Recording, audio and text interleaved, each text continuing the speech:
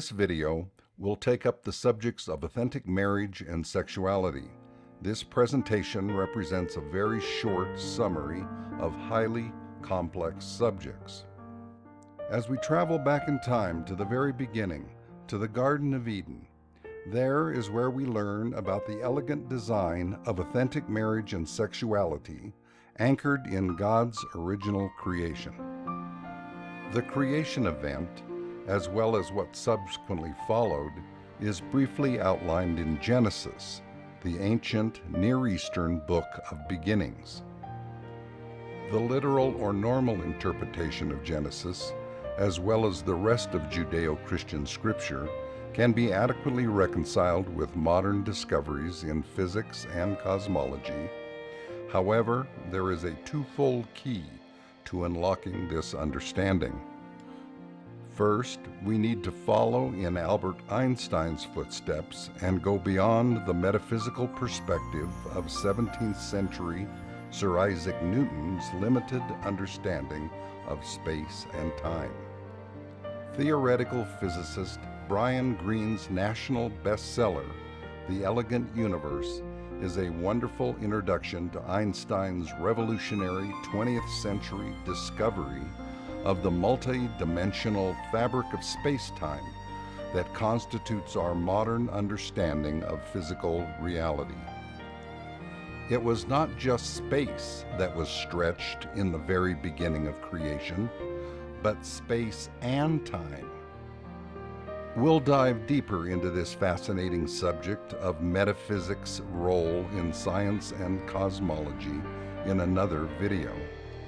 Second, when reading sacred scripture, we must identify each book's literary genre, such as story, wisdom, letter, prophecy, etc., as well as carefully recognize when and where various literary devices are employed, such as figure of speech, euphemisms, or phenomenological language. From our intelligently designed beginning, the paradigm for sexuality is the bipolar duality of male and female. Though there are exceptions which lend themselves to the variety of the natural order, this binary is normative across the vast array of creation. Adam and Eve jointly represented humankind. Marriage and sexual coupling find expression in the flow of the natural order and is central to the human experience across people, groups, and cultures in both the past and the present. Old Testament scholar Richard Davidson explains, Genesis chapter 2 and verse 24 makes explicit in the relationship between Adam and Eve that God's original design for sexuality and marriage is set forth as a pattern for all future sexual relationships. Despite how our brokenness, brought about by the fall, might cause us to deny this fact or twist it to our detriment, bipolar sexuality is a key component of our authentic personhood.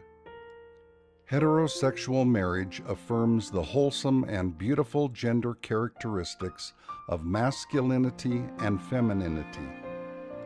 Contrary to certain religious traditions of celibacy, those rooted in ancient pagan philosophies, creational sexuality and spirituality are not antithetical, not set against each other. Biblical purity does not require marital sexual renunciation. Again, Davison states, to be human is to live as a sexual person. God's design is wholesome and rewarding. In the Garden of Eden, marriage was designed to express three core elements, a triunity.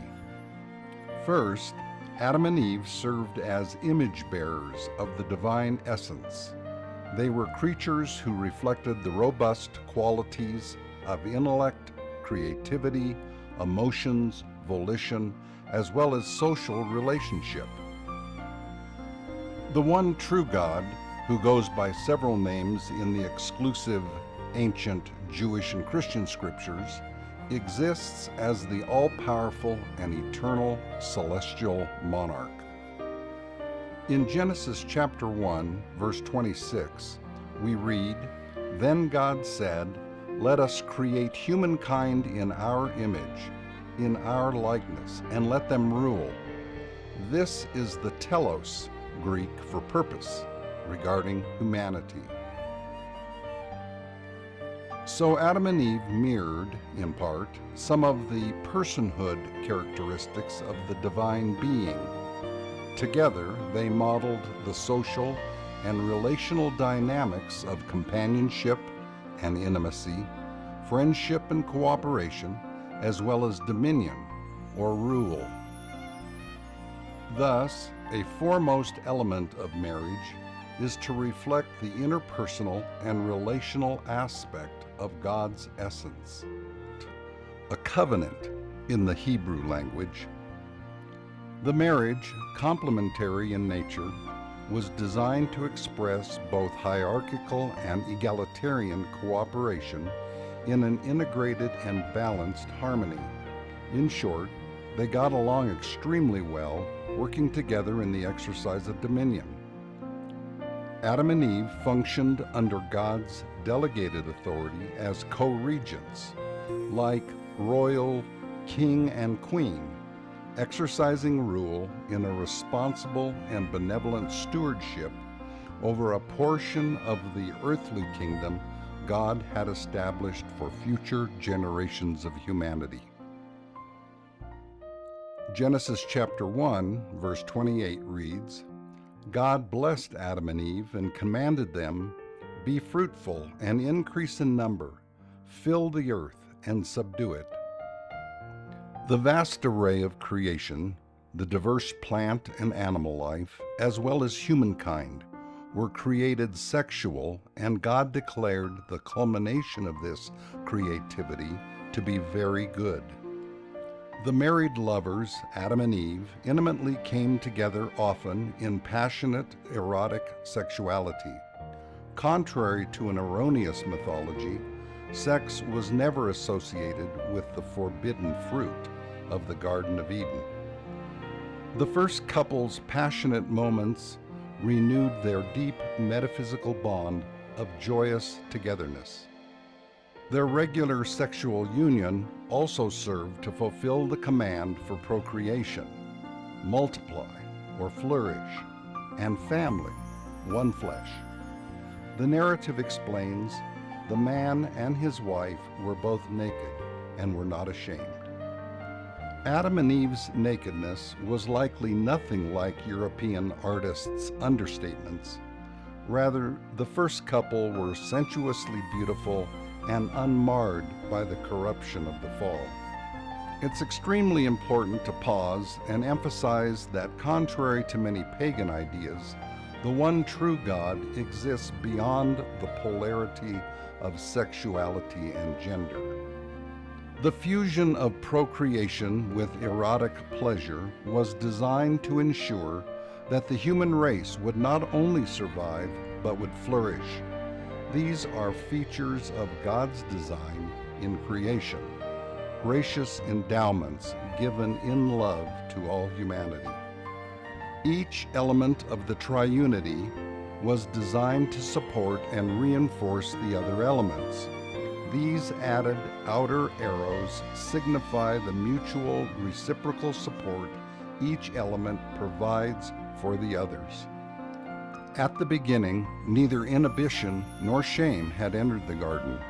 It was the first couple's disobedience that brought about the loss of moral transparency, introduced fear, and the impulse to hide.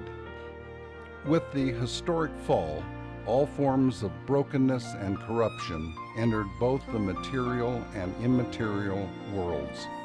Tragically, distortions to God's design became commonplace outside the gates of Eden.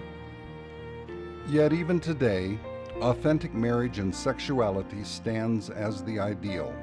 Despite being painfully aware of how easy it is to fall short, the triunity of the marriage bond remains a wholesome and beautiful standard.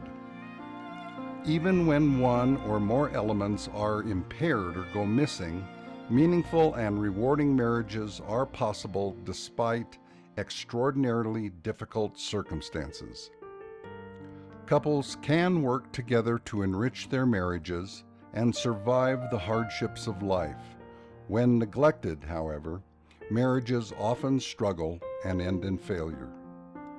For marriages that strive to uphold the ideal of God's design, husbands and wives find earthly satisfaction and fulfillment, children flourish, and communities and nations thrive.